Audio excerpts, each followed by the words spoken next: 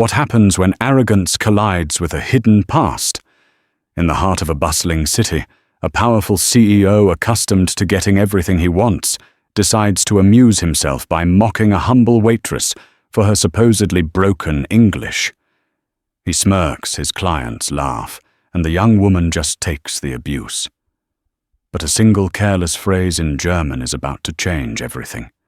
He thought he was putting her in her place. He had no idea she was about to dismantle his entire world. Get ready for a story of secrets revenge, and the shocking moment a titan of industry freezes, realizing the person he just insulted holds the key to his future. Damian Chevalier believed the world was divided into two distinct groups, those who commanded and those who served. As the CEO of Chevalier Automotive Solutions, a cutting-edge automotive technology firm he had inherited and aggressively expanded, he was firmly in the first category. His days were a meticulously orchestrated symphony of power plays, hostile negotiations, and the constant thrumming hum of his own importance. His office, a glass-walled area overlooking the city, was less a workspace and more a testament to his dominance. Every piece of furniture was a statement, from the polished obsidian desk to the abstract, vaguely menacing sculptures he'd paid a fortune for. On this particular Tuesday, the pressure was immense. Chevalier Automotive was on the verge of a landmark merger with Vogel Dynamics, a titan of German engineering. This deal wasn't just about growth, it was about legacy. His father, Gerhard Chevalier, a stern man of the old school, had built the company on principles of integrity and respect. Damian wanted to eclipse him to prove that his own brand of ruthless ambition was the superior fuel for success. The Vogel deal was his crowning achievement, the move that would finally, unequivocally, make the company his. The negotiations, however, were stalling. The CEO of Vogel Dynamics, a notoriously difficult man named Victor von Strauss, was proving to be an elusive and condescending negotiating partner. Every communication was a battle of wills, every term a new front in a war of attrition. Damian felt his control slipping, a sensation he despised. "He's toying with us," Damian growled, pacing his office after a particularly frustrating video call. His two top junior executives, Robert Finch and Sarah Jenkins, stood by like nervous squires. Robert, a man whose ambition was matched only by his sycophancy, nodded vigorously. "He's arrogant, Damian. He thinks he can walk all over us." Sarah, more observant and thoughtful, remained quiet. She saw the desperation lurking beneath Damian's bravado. She knew this deal meant more to him than money. "We secured the preliminary patents," Damian said, stopping to stare out at the sprawling city below. "That's a win. We'll celebrate tonight. Remind ourselves what we're fighting for." He turned a sharp, predatory smile on his face. "I know a place. The Gilded Spoon. Overpriced, but the right kind of people go there. It's important to be seen." Robert grinned. "Excellent choice, sir." Sarah offered a small, hesitant smile. The Gilded Spoon. She'd heard of it. It was where the city's elite went to pretend they were just regular people, all while ensuring everyone knew they weren't. Miles away, in a cramped but tidy apartment that smelled of lavender and old books, Isabella Rossi was tying the apron of her waitress uniform. For her, the world was not divided into commanders and servers.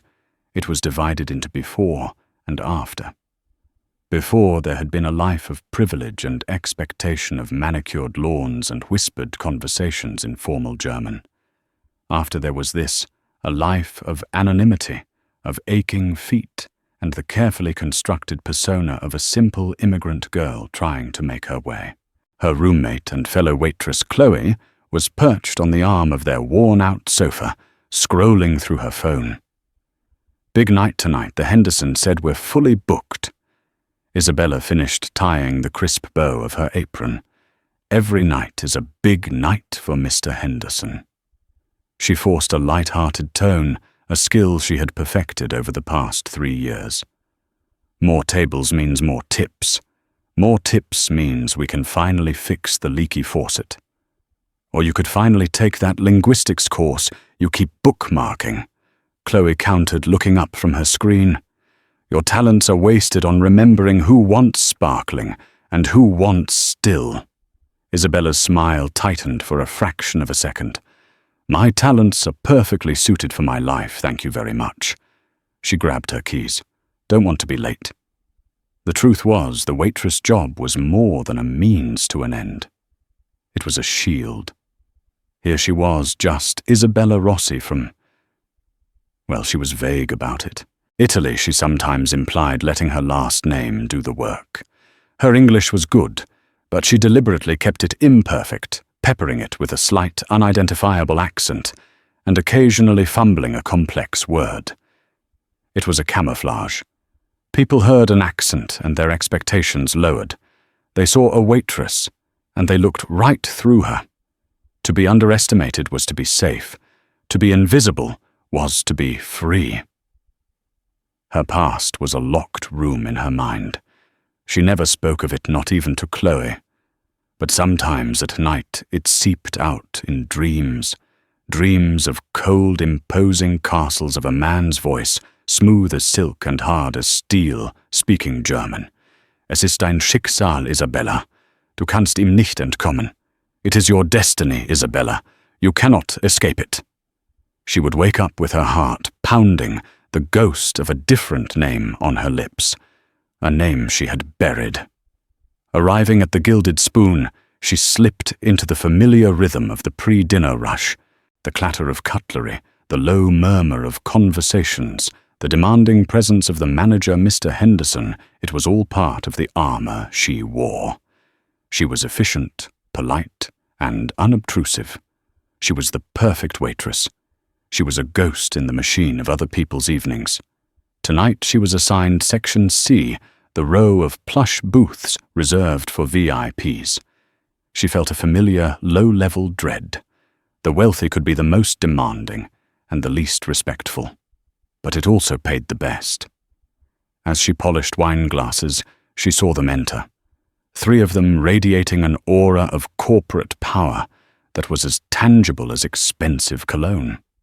The man in the lead was tall, impeccably dressed in a tailored suit with sharp features and an air of impatient command. He surveyed the restaurant, not with appreciation, but with assessment, as if he were inspecting a property he was considering buying and demolishing. This was Damian Chevalier, and he, along with his entourage, was headed directly for her section. Isabella's professional smile clicked into place as the party slid into the crescent-shaped booth. She placed 3 leather-bound menus on the table. Good evening. Welcome to the Gilded Spoon. Can I start you with something to drink? Perhaps some water for the table. Damian didn't even look at her. He was already scanning the room, his eyes flicking over the other patrons with disdain.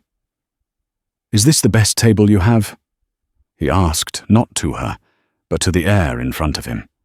This is our premium seating, sir. Isabella replied, her voice calm and even. The slight accent she affected was present, soft, but noticeable. Damian finally deigned to look at her. His eyes, a cold, piercing blue, swept over her from head to toe. It wasn't a look of interest, but of classification. Waitress. Unimportant. We'll have a bottle of the Chateau Margaux, the 025, he said, snapping the menu shut. And bring some sparkling water, San Pellegrino. Make sure it's cold. Of course, sir, Isabella said, making a note on her pad. And for you? She asked, turning to Robert and Sarah. Robert, eager to mirror his boss's commanding tone, waved a dismissive hand. Same for me, the water. Sarah, however, offered Isabella a small apologetic smile. Just tap water is fine for me, thank you. Damian let out a short, humorless laugh. Sarah, we're celebrating. Don't be so modest. The company is paying. He turned his gaze back to Isabella. She'll have the San Pellegrino as well. "Very good, sir," Isabella said, her expression unreadable. She retreated to the bar to place the order, feeling the familiar sting of being rendered invisible, a mere tool for the execution of an order. It was a feeling she usually welcomed. But tonight, something about the man's casual cruelty grated on her more than usual. When she returned with the wine, Damian was in the middle of a tirade about his German counterparts. "Absolute dinosaurs," he was saying, his voice laced with contempt. "They talk about precision and engineering, but their business practices are archaic. They move at a glacial pace."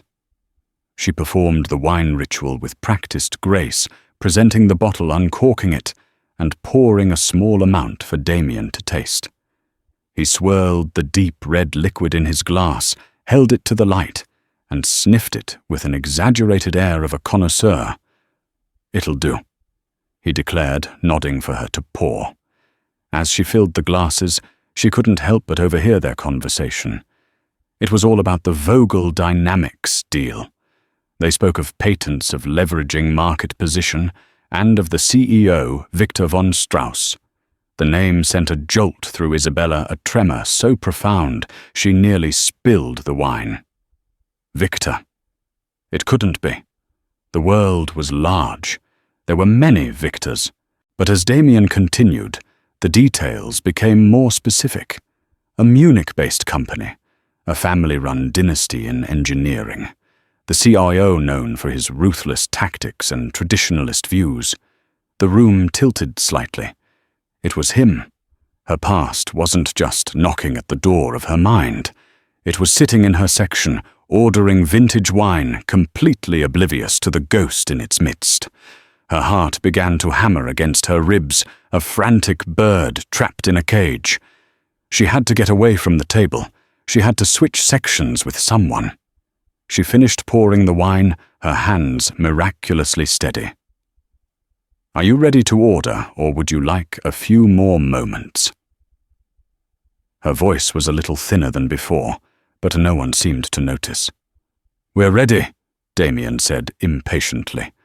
"I'll have the Wagyu steak medium rare, and make sure the chef knows what medium rare means. Not medium, not rare. I'm very particular." "Yes, sir." "Medium rare," she repeated, her pen hovering over the paper. Robert ordered the same.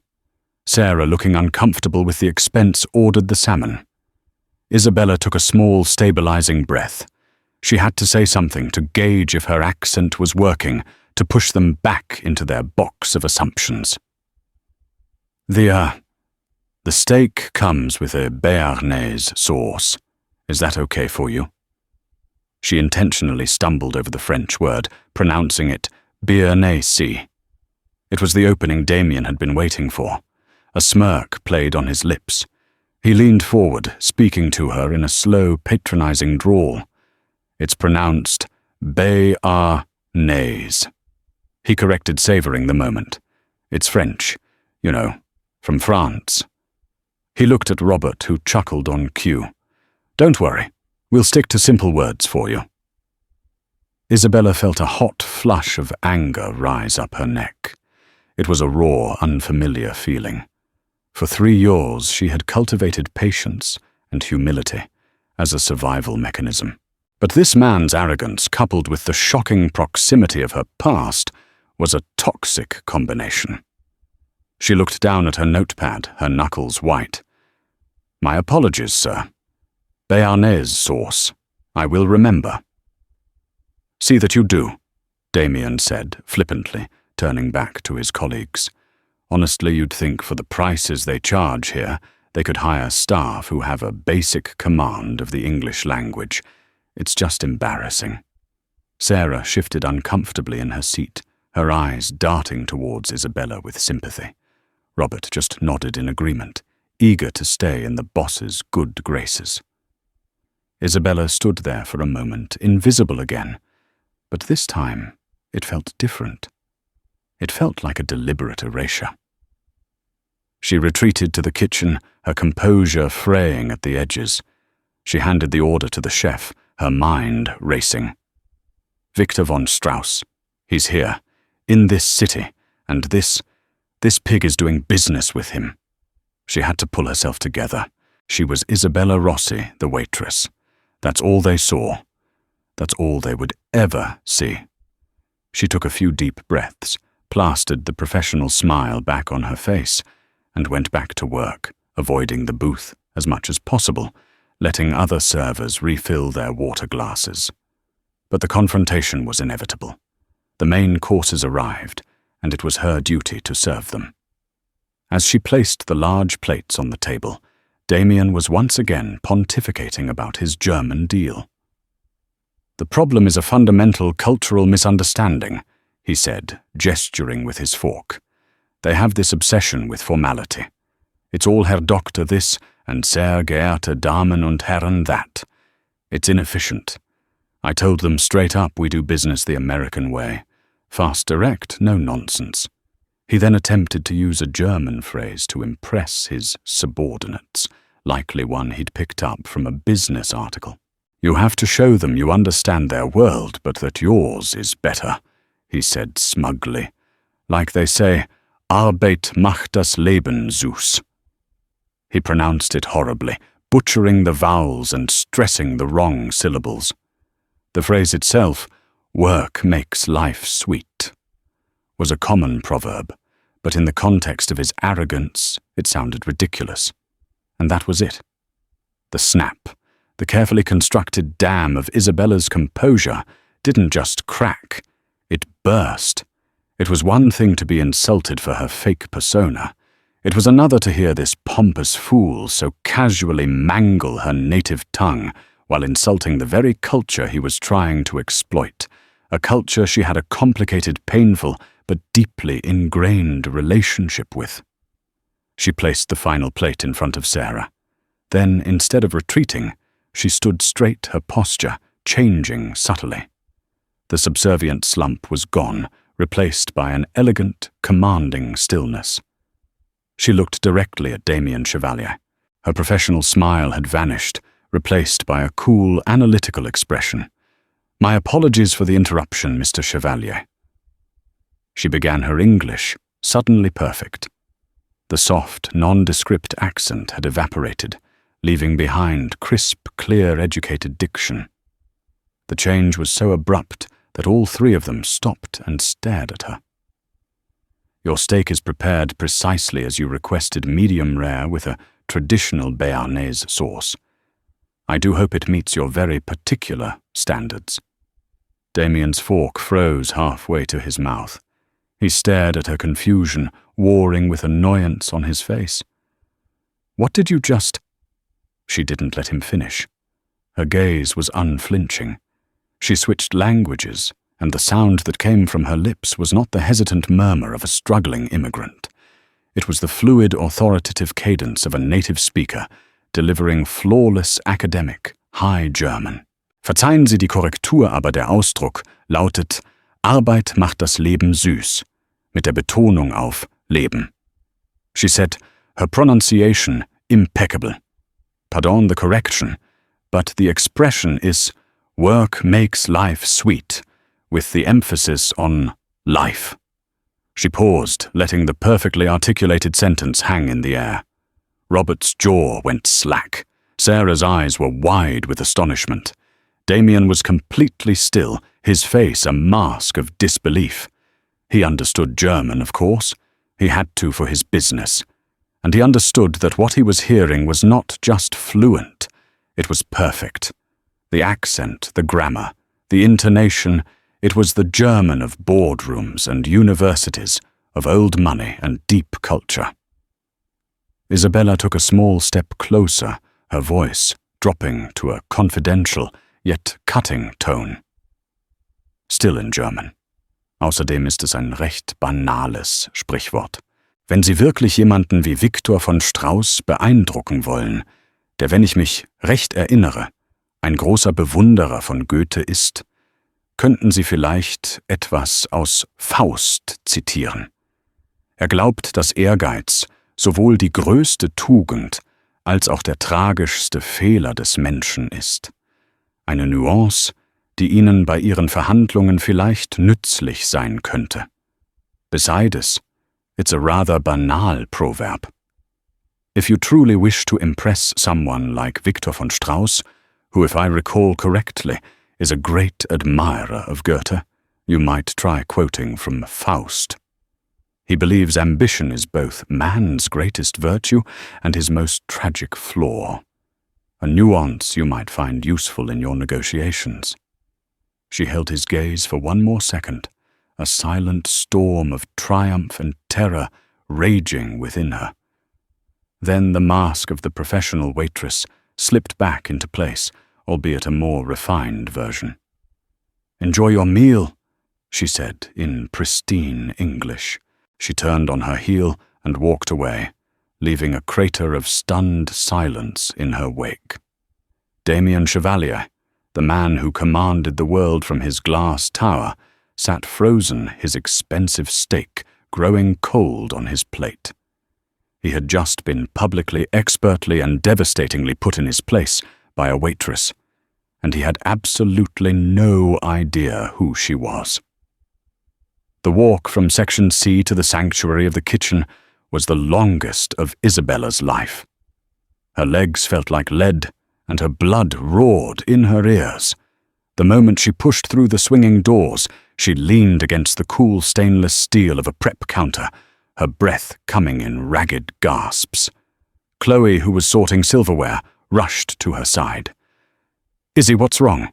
You look like you've seen a ghost." Isabella shook her head, pressing the heels of her hands into her eyes. "Worse," she whispered.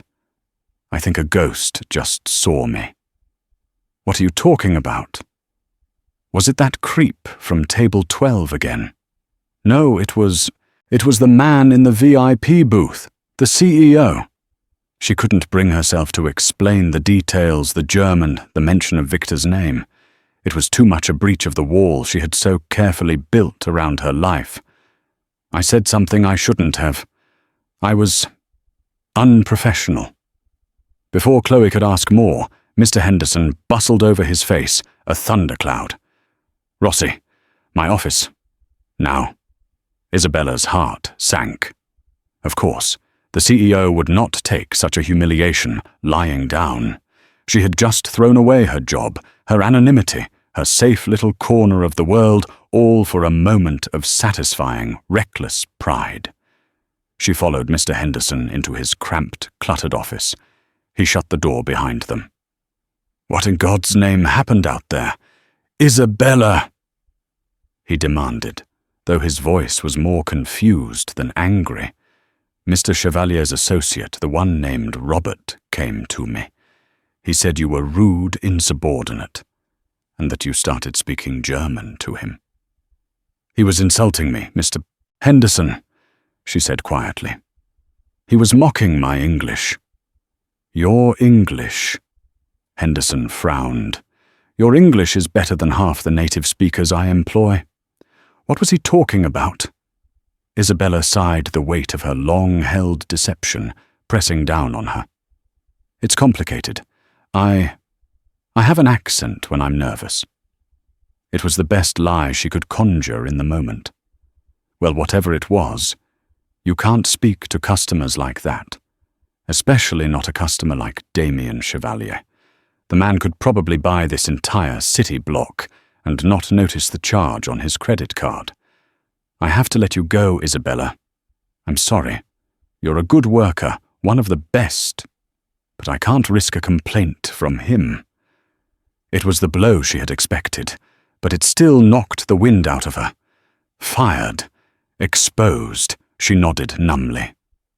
"I understand." She collected her things from her locker, her mind a blank slate of panic.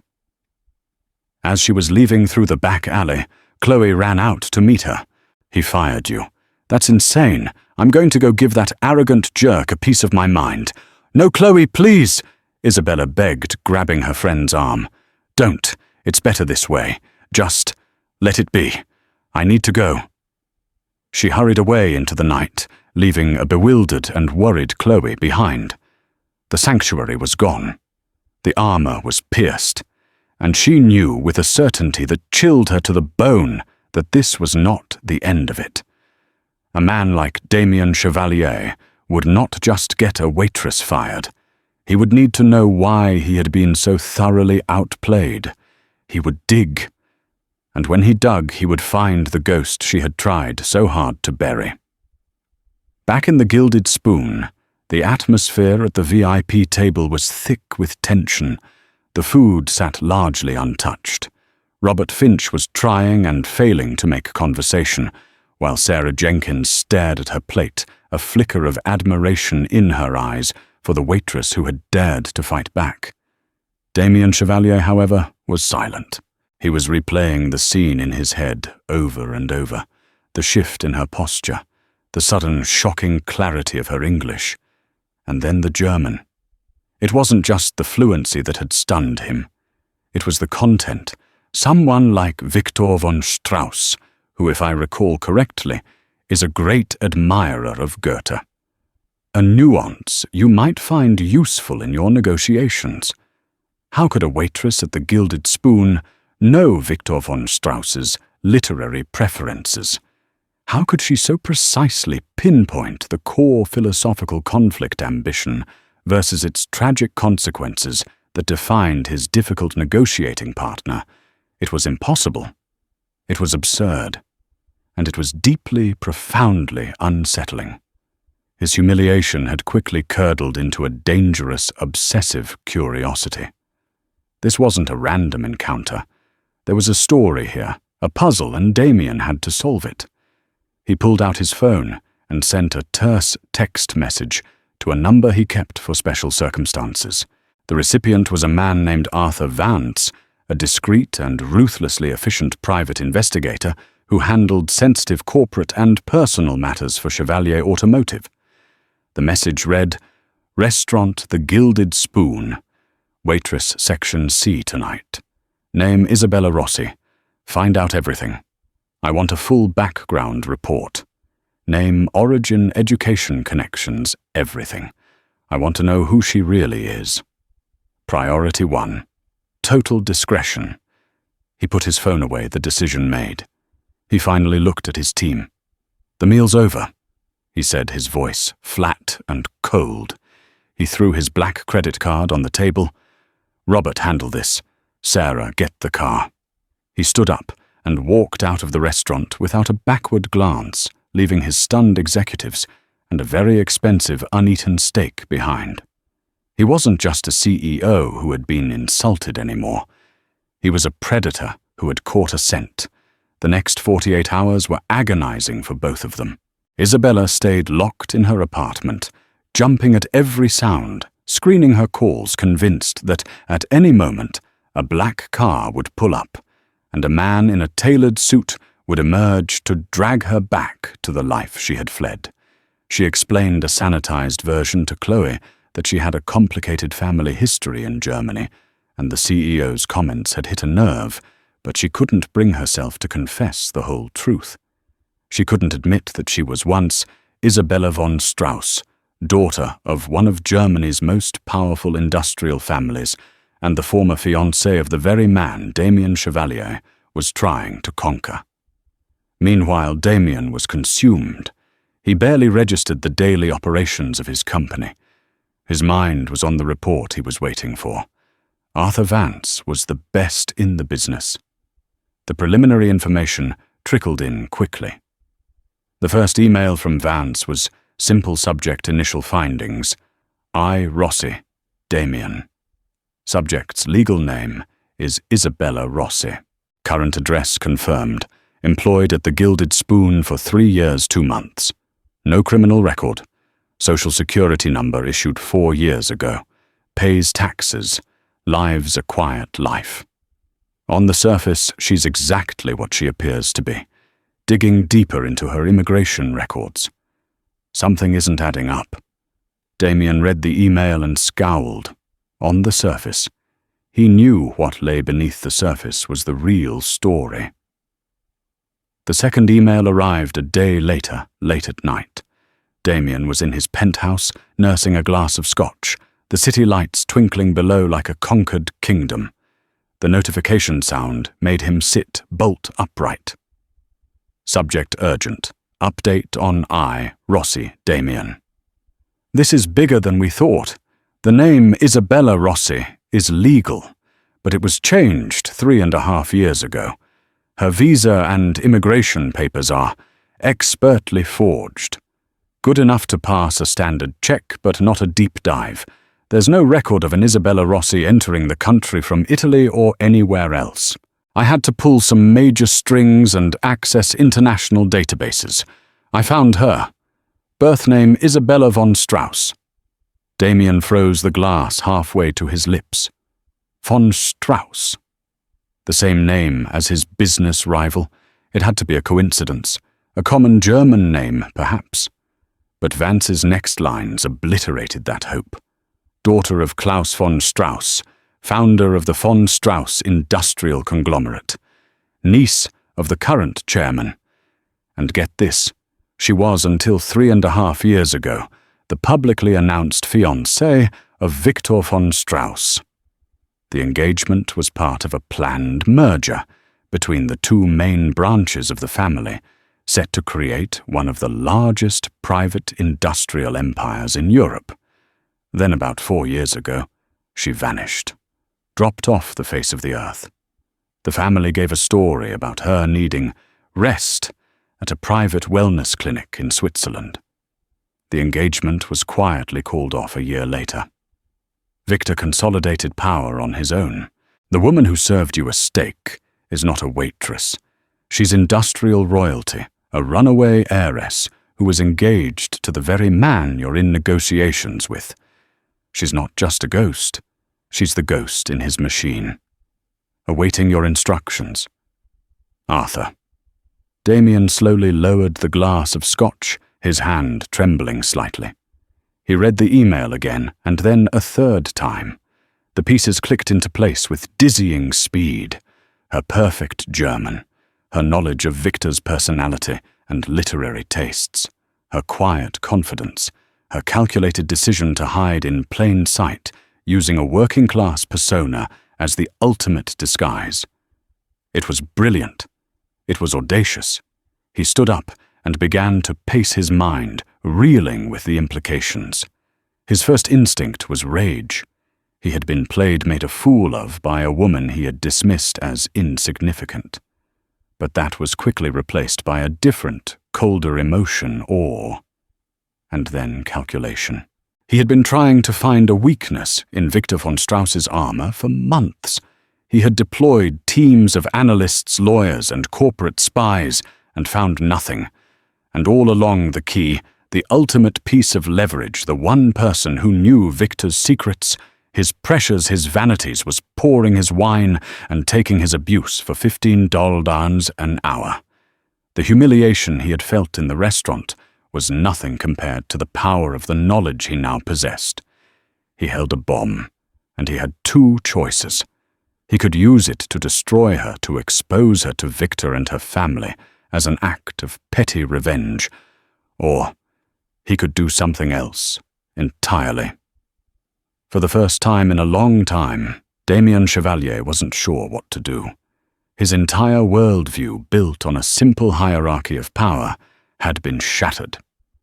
He, the commander, had been served by a queen in exile, and this queen held the key to his kingdom.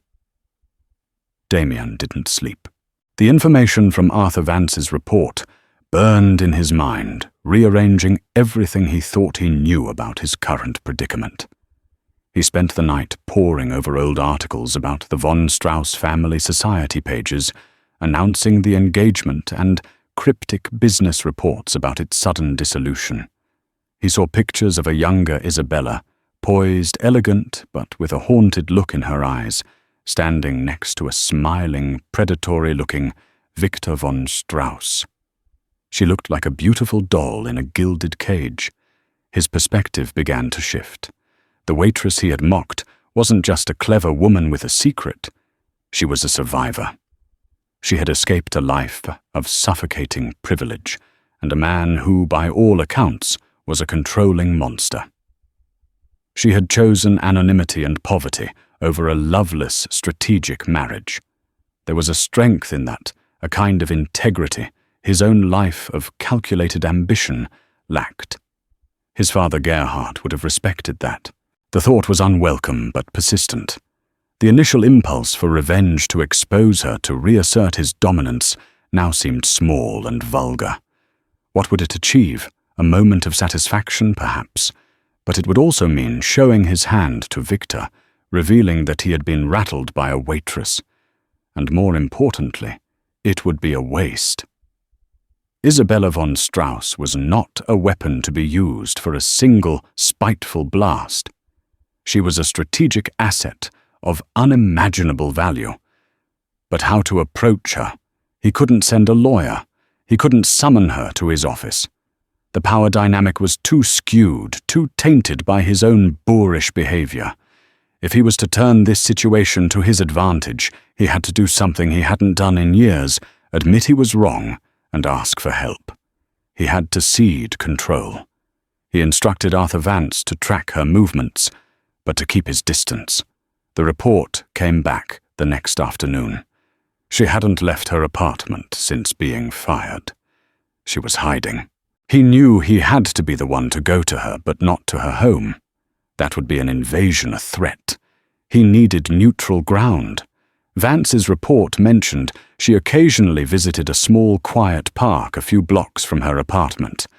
It was his best chance. 2 days after being fired, Isabella was starting to fray.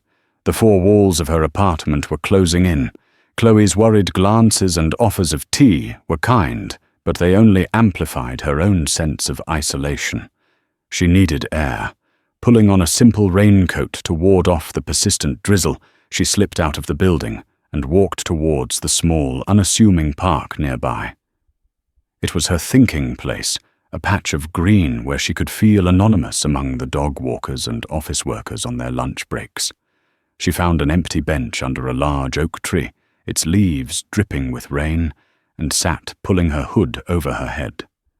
She watched the rain dimple the surface of a small pond, her mind a turmoil of fear and regret. Had she made a catastrophic mistake? Should she pack her bags and run again, find a new city, a new name? The thought was exhausting. She was tired of running. "Miss Rossi, or would you prefer Miss von Strauss?" The voice was quiet, calm, and came from right behind her. Isabella's entire body went rigid. It was him, Damian Chevalier. She didn't turn around. She couldn't. All the fight had gone out of her. "What do you want?" she asked, her voice, barely a whisper, all traces of German or perfect English gone, replaced by the weary tone of a cornered animal. He walked around the bench and stood in front of her, holding a black umbrella that seemed to absorb the dreary light of the day. He wasn't wearing his power suit. Instead, he was dressed in dark trousers and a simple cashmere sweater under a trench coat. He didn't look like a CEO. He looked like a man standing in the rain. "I came to apologize," he said. Isabella finally looked up at him, her eyes narrowed with suspicion. This had to be a trick, a prelude to a threat. "My behavior in the restaurant was inexcusable."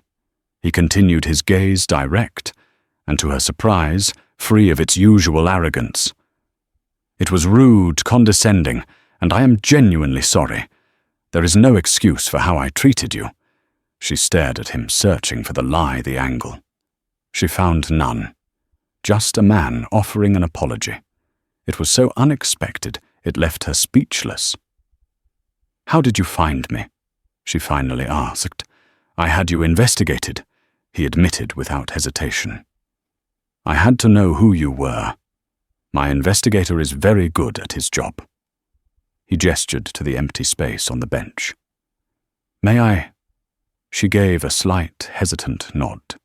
He sat down, leaving a respectable distance between them, the umbrella covering them both. For a few moments they just sat in silence, listening to the rain. "I imagine you're wondering what I'm going to do with this information," Damian said, looking out at the pond.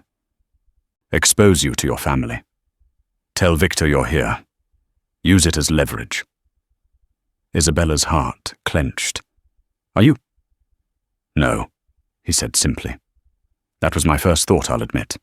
It would have been the easy, predictable thing to do. But it would also be stupid and cruel." He turned to look at her. "I read about you, about what you ran away from. I can't begin to imagine what that took." Isabella felt a strange, unfamiliar prickling behind her eyes. In 3 years, no one had ever acknowledged her past, let alone the courage it might have taken to escape it. "Why are you here, Mr. Chevalier?" She asked, her voice stronger now. "I'm here because I'm losing," he confessed, and the admission seemed to cost him something. "My negotiations with Victor von Strauss are a disaster. He's running circles around me. He's arrogant, dismissive, and he treats me with the same contempt I showed you in that restaurant. The irony is not lost on me." He paused, gathering his thoughts. "You called him a great admirer of Goethe. You said he believes ambition is both a virtue and a tragic flaw. You understand how he thinks. You know him in a way no business analyst ever could. I've spent millions on corporate intelligence, and in 2 minutes, you gave me more insight than my entire team has in 6 months." Isabella remained silent, watching him, her guard still up, but slowly, cautiously lowering. "I'm not here to threaten you, Ms. von Strauss," he said, using her real name with a new respect.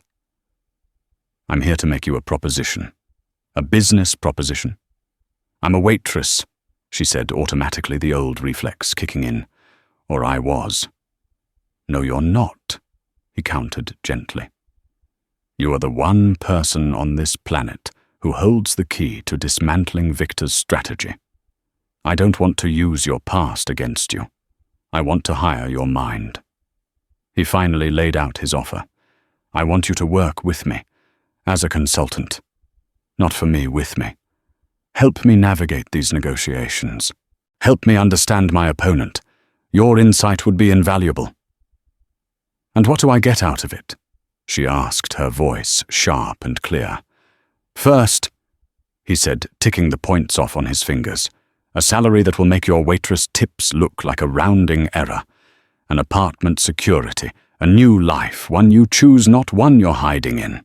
Second, a chance to reclaim your identity on your own terms, to use the intelligence and education your family gave you for your own benefit, not theirs. And third," he paused, his blue eyes locking onto hers, "revenge." The word hung in the damp air between them. Revenge. It was a dark, ugly word, but it resonated with a part of her she had tried to suppress, the part of her that still burned with the humiliation of her former life, the powerlessness she had felt under Victor's thumb. "Victor thinks he's invincible." Damian continued, his voice low and persuasive. "He thinks you are a weak girl who ran away a problem that solved itself. Imagine his face, Isabella. Imagine his face during a final negotiation when he realizes the person advising me, the person who has been feeding me the strategy to beat him, is you. You wouldn't just be helping me win a deal. You would be taking back your power. You would be showing him and your family and the entire world who you really are." It was a seductive offer. It was dangerous. It meant stepping back into the world she had fled, facing the very man who haunted her nightmares. But it also meant an end to hiding. An end to being Isabella Rossi the ghost. It meant becoming Isabella von Strauss again. But this time, she would be the one writing the story. She looked at Damian Chevalier, a man she had despised only days ago. He was still arrogant, still ambitious. But she saw something else in him now, a flicker of humility, a raw pragmatism, and a surprising capacity for respect when faced with a superior intellect. He wasn't offering her a job. He was offering her a weapon. and he was offering to aim it at the one person she hated most in the world. A slow smile touched Isabella's lips, the first genuine smile she'd had in days. It was sharp and intelligent, and held a hint of steel. "Tell me more about this consultancy," she said. "I have some terms of my own." The rain had stopped. In the quiet park, an unlikely and powerful alliance had just been forged. The following week was a whirlwind. Damian Chevalier was true to his word, and then some. Isabella was moved from her cramped apartment into a luxurious minimalist suite at a private residence hotel registered under a new, secure name. The suite had a study with a panoramic view of the city, a stark contrast to the brick wall she was used to. Her consulting contract was drawn up by Damian's top lawyers, and she read every line with a meticulousness that impressed them. She wasn't just signing, she was negotiating. She demanded a percentage of the final deal's value, full access to all Chevalier Automotive's data on Vogel Dynamics, and final say on any communication strategy involving her insights. Damian agreed to every term without hesitation. He set her up with a team, which included a now deeply humbled and respectful Sarah Jenkins. Robert Finch was conspicuously reassigned to a different division. The transformation in Isabella was astonishing. Shedding the persona of the timid waitress, she stepped into her new role with an authority that felt both natural and long dormant. Dressed in the sharp, elegant business attire Damian's personal shopper had provided, she was no longer a ghost. She was a presence. She spent days locked in the study, poring over financial reports, patent filings, and market analysis. But her true value, as Damian had guessed, was in the intangible. "Victor doesn't care about a 5% increase in market share," she explained during a strategy session with Damian and Sarah. "That's just numbers to him. He cares about dominance, legacy. He sees this merger not as a partnership, but as a conquest. He is trying to absorb Chevalier Automotive, not merge with it." "So how do we fight that?" Damian asked, listening with an intensity no one had ever seen from him before. "We don't fight it," Isabella said, a glint in her eye. "We use it.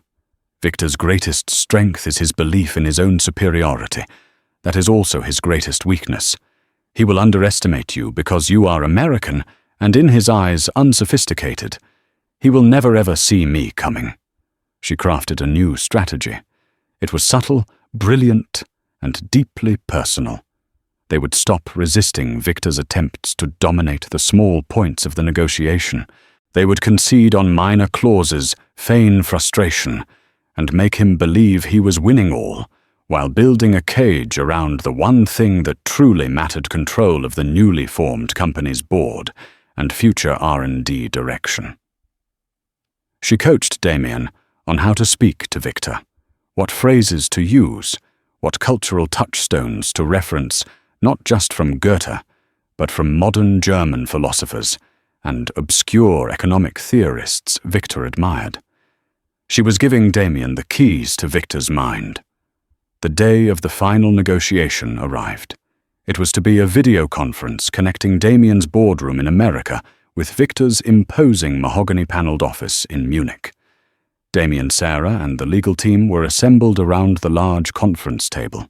Isabella was there too, but she sat just out of the camera's frame, a silent partner at Damian's side.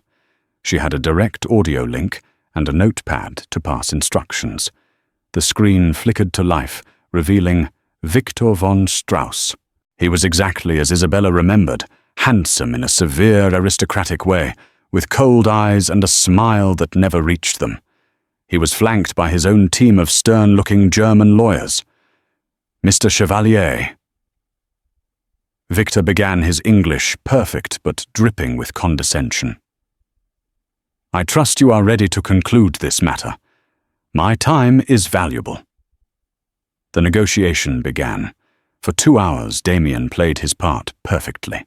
He followed Isabella's script, pushing back on the points she'd designated as bait, then reluctantly conceding them, making it look like Victor was outmaneuvering him. Isabella watched Victor's expression on the monitor. She saw the familiar smugness, the tightening around his eyes that signaled he believed victory was at hand. He was walking right into her trap. Finally, they reached the core issue, the composition of the new board of directors. Victor's proposal was as expected, a complete takeover. A 10-person board with 7 seats for Vogel Dynamics. "This is unacceptable," Damian said, feigning outrage. "It is the only logical conclusion," Victor replied smoothly. "Given our superior market position and technological patents, it is non-negotiable." This was the moment. Isabella slid a note in front of Damian. It read, "Time for the Queen's Gambit." Damian took a deep breath. "Victor, my team and I have struggled to find a compromise with you. Your position seems intractable. It's almost as if your strategy isn't based on mutual benefit, but on a personal need for absolute control. It's a classic, tragic flaw, wouldn't you say, ambition clouding judgment?" Victor's smile faltered. The phrase, tragic flaw, was a direct echo of the philosophy Isabella had told Damian about. It was a small thing, but it was the first stone she had placed. "I don't know what you mean," Victor said, his voice a little colder. "Perhaps my senior consultant on this project can clarify," Damian said. "She has a unique perspective on the internal culture at Vogel Dynamics." And then Damian shifted slightly in his chair. Isabella leaned forward, moving into the camera's view. She looked directly into the lens, her expression calm her eyes, like chips of ice. On the screen in Munich, Victor von Strauss's face underwent a dramatic transformation. His condescending smirk vanished, replaced by sheer, unadulterated shock. His jaw dropped, and the color drained from his face. He looked as if he had seen a ghost. His lawyers stared, confused by their boss's sudden paralysis. "Victor," Isabella said, her voice cool and steady. She spoke in German, her tone formal and precise. "Es ist lange her." It's been a long time. Victor was speechless. He could only stare, his mind clearly struggling to process the impossible reality in front of him. The runaway fiancé, the family, shame the girl he had dismissed as weak and broken, was sitting in the enemy's boardroom, looking more powerful and composed than he had ever seen her. Isabella didn't give him a moment to recover. She began her assault. Still speaking in flawless German, she systematically dismantled his entire position. "I have reviewed your proposal," she began, her voice cutting through the stunned silence. "Your insistence on a 7-3 board split is based on the valuation of Vogel's superior patents. However, I've cross-referenced your patent filings with Chevalier's pending developments. 3 of your 5 key patents will be obsolete within 18 months due to Chevalier's new solid-state battery technology, a project you clearly have no intelligence on. Your valuation is a fantasy." She gestured to a file. "Furthermore, your claim of a superior market position ignores the Latin American markets, where Chevalier has a 40% share and Vogel has 0 presence. Your proposed structure isn't a merger. It's a desperate attempt to acquire future technology, because you know your own R&D has stagnated under your conservative leadership." She looked directly at him, her gaze withering. "You always said that sentiment has no place in business, Victor. So let's remove it. Based on actual, forward-looking data, a fair board composition would be 6 seats for Chevalier, 4 for Vogel. This is our final offer. If you refuse, we will walk away from this deal, file our patents globally next week, and the market will learn exactly why Vogel Dynamics is so desperate to acquire a smaller, more innovative American company. Your legacy will be one of failure." Every word was a perfectly aimed shot. She had used her intimate knowledge not of his heart, but of his pride, his fears, and his company's hidden weaknesses. She had exposed him not as a jilted lover, but as a flawed CEO right in front of his own team. Victor sat there utterly broken. The titan of German industry had been checkmated by the ghost he thought he'd banished forever. He looked at the faces of his own lawyers who were now staring at him with a new dawning understanding. He had lost. He finally managed to speak his voice, a choked whisper. "Wir akzeptieren. We accept." In the boardroom, a wave of triumphant relief washed over Damian's team. Sarah looked at Isabella with pure awe. Damian leaned back in his chair, a slow smile spreading across his face, a smile not of arrogance, but of genuine, profound respect. Isabella leaned back too, the tension finally leaving her shoulders. It was over. She hadn't just won a negotiation. She had reclaimed her name, her past, and her future, all in one devastating, brilliant move. The waitress was gone. The queen had taken her throne. And so a story that began with a moment of cruel arrogance in a restaurant ended in a global boardroom with power completely overturned. Isabella von Strauss didn't just get her revenge. She rewrote her destiny. She proved that true strength isn't about the title you hold or the money you have, but about the resilience of the human spirit and the power of a brilliant mind. Damian Chevalier learned a lesson that day that no business school could ever teach. Never ever underestimate the person pouring your coffee. They might just be capable of owning the company. What did you think of Isabella's incredible comeback? Was Damian's apology enough to redeem him? Let us know your thoughts in the comments below. If you enjoyed this story of hidden identities and ultimate triumph, please hit that like button, share it with a friend, and don't forget to subscribe for more real-life dramas that will keep you on the edge of your seat.